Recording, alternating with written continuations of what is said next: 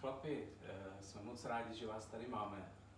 Je to pro nás čest, že zase po 60 letech nás navštívili takoví cestovatelé, jako byli Hanzelka a Zikmund. Aby to nebylo jen tak víme, že vám fandí spoustu různých lidí v České republice. My vám taky fandíme. Jsme na vás hrdí, že mapujete stopy Hanzelky a Zikmunda, že se dostáváte do míst, kde opravdu oni byli a najdete vždycky přesně ty místa, odkud tu fotku pořídili. To je úplně úžasný.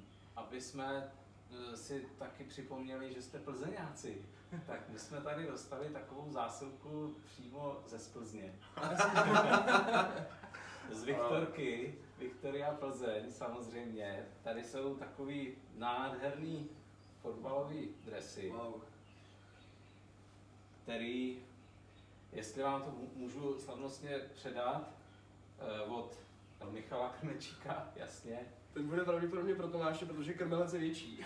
Míše je moje velikost. Od Míši a tady od Davida Limberského, tak nevím, jestli se velikostně vejdete. Děkujeme, kluci. No tak to je skvělý. Je to paráda, že se dostali až sem do takhle vzdálených končin indických dresy z Plzně, že jo?